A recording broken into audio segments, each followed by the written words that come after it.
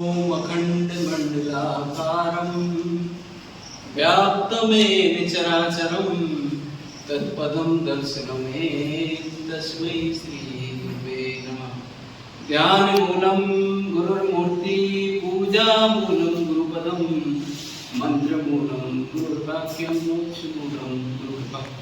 परम आदरणीय गुरु भगवान हमारे सामने साक्षात हमारे जो है शिक्षक बैठे हैं।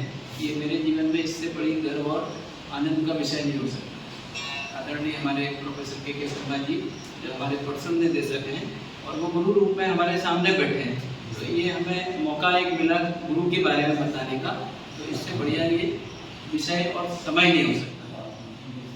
जीवन में हम चूंकि आत्मा हैं, तो आत्मा ज्ञान विज्ञान से भरपूर है। तो ऐसा नहीं कि कोई अज्ञानी है, सब अज्ञानी हैं और सब ज्ञानी हैं। सिर्फ डिपेंड ये करता है कि मन हमारा ज्ञान को पकड़ रहा कि नहीं पकड़ रहा। जैसे हमारा रिसीवर होता है ना, तो धारा प्रवाह ज्ञान गंगा हर जगह है, कड़कड़ में है, बस हमारा जो है माइंड उसको पकड़ रहा कि नहीं पकड़ रहा। बस डिपेंड इतना ही करता है कि आपका रिसीवर ऑन है कि नहीं ऑन। तो उस रिसीवर के रूप में जो है गुरु के माध्यम से ज्ञान जो है हमारे आत्मा में स्फुरित हो जाता है, अंकुरित हो जाता है, पल्लवित हो जाता है और हम स्वयं जो है गुरु रूप में बन जाते हैं। तो गुरु वो पारस है कि जो है सबको खुद अपने जैसा बना देते हैं। ये सोना नहीं बना देते, ये सबको खुद अपने जैसा बना देते हैं। इसीलिए गुरु शिष्य परंपरा जो है ज्ञान की परंपरा कहते हैं। शिवो आमुखा जो भगवान के मुख से निकला है वो गुरु रूप में जो है इस हमारे जीवन में अवतरित हुआ है। तो वैसे तो बहुत सारी बातें हैं। गुरु और शिष्य जो है दोनों एक साइकिल के पहिए होते हैं। अगर एक पहिया की अगर पंचर है तो गाड़ी नहीं चल पाएगी। ज्ञान विज्ञान आए व्यक्ति तो दोनों पहिए मजबूत होने चाहिए। एक तरफ जहाँ टीचर के लिए अगर हम टीचर दिवस की बात करें तो टीचर के लिए कहते हैं टी फॉर टैलेंटेड होना चाहिए, टीचर को टैक्टफुल होना चाहिए। अब टीचर अच्छा नहीं होगा तो कैसे आपको ज्ञान प्रवाह करेगा। इसी तरह जो है टीचर को हमारा एफिशिएंट होना चाहिए, इफेक्टिव होना चाहिए, उसको जो है हमारा एजुकेटेड होना चाहिए। एजुकेट का मतलब विद्या ददाति विनयम, उसको जो है विनय आए। ऐसा नहीं पढ़ लिख के घमंड आए, क्योंकि फिर आपके अंदर भी पढ़ाई लिखाई से फायदा नहीं। इसी तरह हमारे यहाँ बताया कि टीचर में फिर क्या आता हमारा ए से आता एक्टिव होना चाहिए टीचर को। टीचर डल होगा तो बच्चे कभी जो है ध्यान में नहीं कर पाएंगे। तो दोनों के लिए बता दूं, टीचर के लिए और एक के लिए। फिर हमारे पास आता है कि चौथी चीज है सी फॉर क्रिएटिव। टीचर अगर क्रिएटिव होगा, आजकल जो है ऐसे में भी नई नई चीज़ें उसको करके नॉन टीचिंग में, नॉन लर्निंग में बहुत सारी चीज़ों को पढ़ाया है। इसी तरह जो है टीचर को चार्मिंग भी होना चाहिए। टीचर जो है इसके अलावा एज फॉर ऑनेस्टी, सच्चाई। एक सच्चाई से सिर्फ वो ये सोच के आए कि मेरे को 1 घंटा पढ़ाना है। जब ये सच्चाई आ जाती है तो ऑटोमेटिक ज्ञान विज्ञान जो है अपने आप ही पीढ़ी दर पीढ़ी चलने लगता है। इसके अलावा जो है ऑनेस्टी एक ऐसी चीज़ है, इसके अलावा हेल्पफुल भी टीचर को होना है।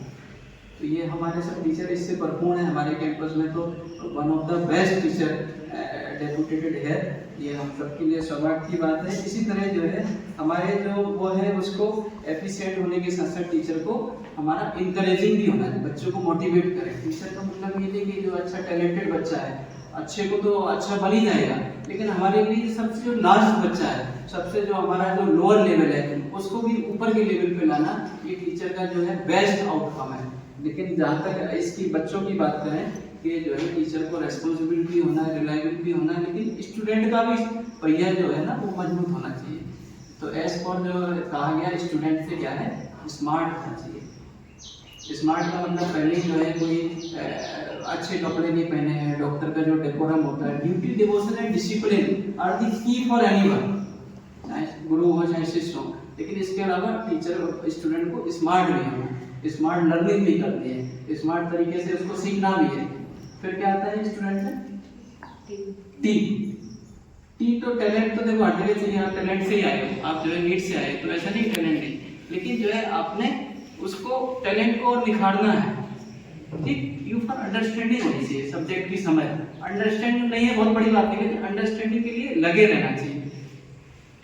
फिर क्या आता है डी में जो है डिसेंसी।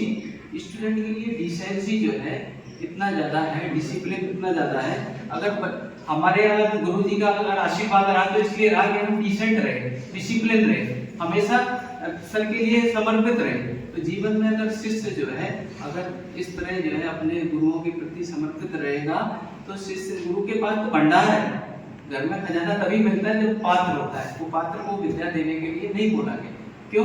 क्योंकि वो समाज के लिए अहित करेगी। जो बच्चा अगर डिजर्व करता है, डी फॉर क्या है, डिजर्व किए, फिर क्या आता है,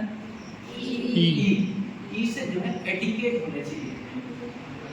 डिसेंसी और एटिकेट में अंतर है। डिसेंसी में समर्पण आ जाता है, एटिकेट में एक मैनर आ जाता है। और मैनर नहीं होगा, आप जो है मैनर नहीं है कैसे बड़ों से बात करनी है, कैसे मरीज से बात करनी है, आप कितने भी बड़े हो जाओ, ये एटिकेट जो है हर जगह लागू होता है। फिर क्या आता है,